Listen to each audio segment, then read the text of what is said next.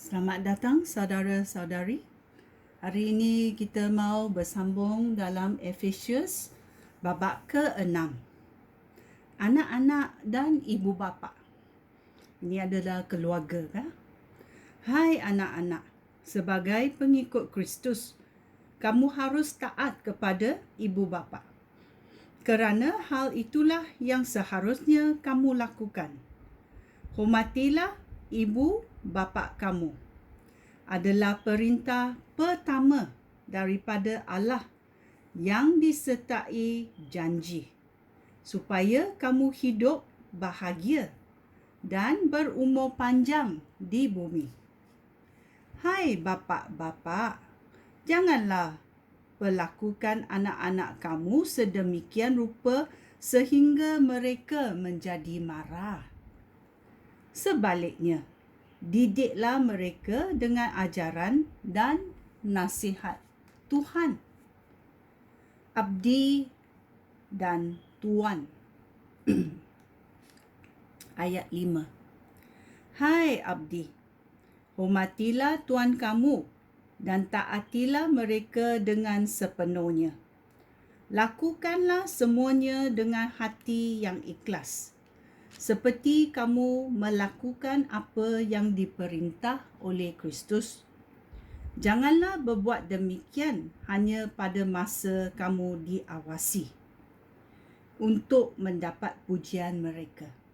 Tetapi sebagai abdi Kristus, kamu harus melakukan kehendak Allah dengan sepenuh hati.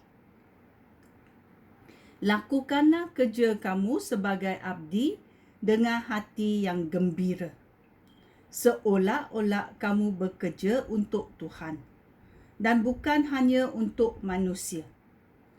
Ketahuilah bahawa setiap orang, baik abdi ataupun orang bebas, akan menerima pahala daripada Tuhan bagi semua perbuatan baik yang dilakukannya. Hai pemilik abdi, perlakukanlah abdi kamu dengan sepatutnya. Jangan lagi gunakan ancaman. Ketahuilah bahawa kamu dan abdi kamu dimiliki oleh suatu Tuan, iaitu Tuhan yang di syurga, yang menghakimi semua orang dengan adil. Perlengkapan senjata daripada Allah. Ayat 10. Akhirnya, binalah kekuatan kamu dengan menerima kekuatan daripada kuasa Tuhan. Kerana kamu hidup bersatu dengan Dia. Ya. Kita mesti tahu dan kita mesti menerima hadiah dari Tuhan. Apa perlengkapan hadiah ini? Iaitu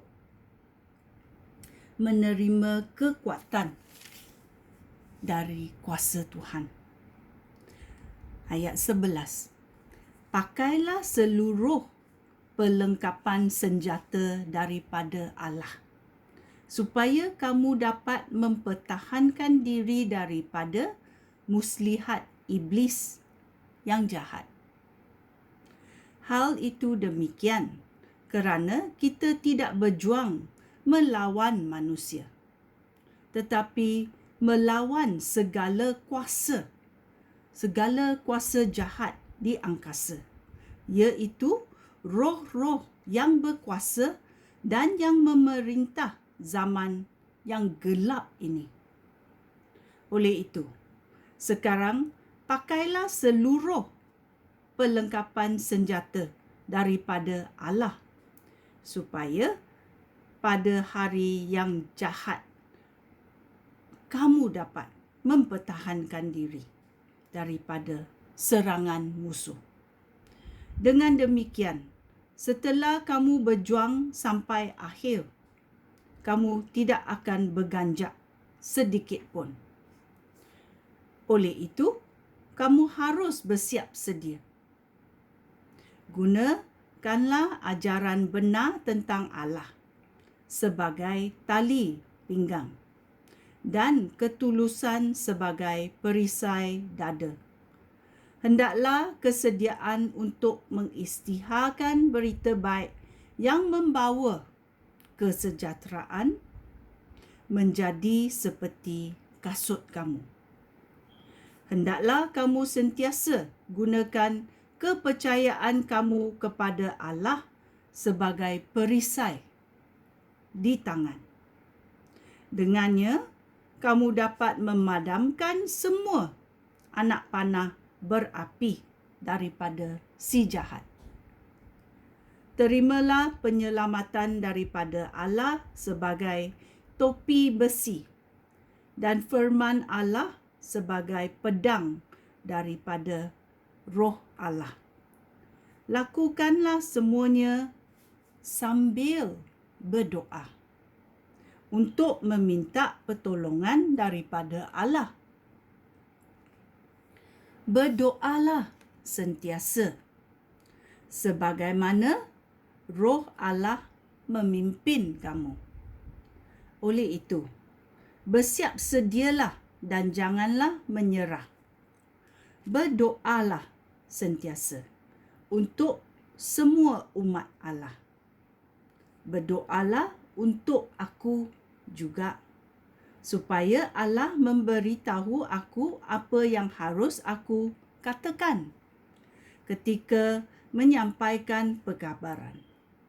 Berdoalah supaya dengan berani aku dapat memberitahukan rahsia berita baik itu. Kerana berita baik itulah aku menjadi seorang duta. Walaupun aku sekarang dipenjarakan, berdoalah supaya aku berani berkata-kata tentang berita baik itu, sebagaimana yang harus aku lakukan. Salam terakhir. Ayat 21.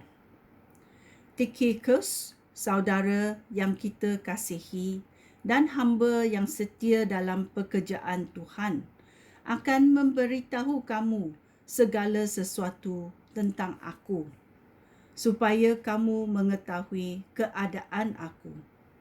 Itulah sebabnya aku mengutus dia kepada kamu untuk memberitahu kamu keadaan kamu semua, supaya kamu berbesar hati. Semoga Allah Bapa dan Tuhan Yesus Kristus menolong semua orang Kristian hidup rukun, saling mengasihi dan tetap percaya kepada Kristus. Semoga Allah memberkati semua orang yang mengasihi Tuhan kita, Yesus Kristus, dengan kasih yang tidak kunjung padam. Ya, ini adalah Efesius babak ke-6. Ya, kita mesti berdoa, sentiasa berdoa, kerana doalah membuka pintu kepada mezbah Tuhan. Ya, terima kasih. Shalom.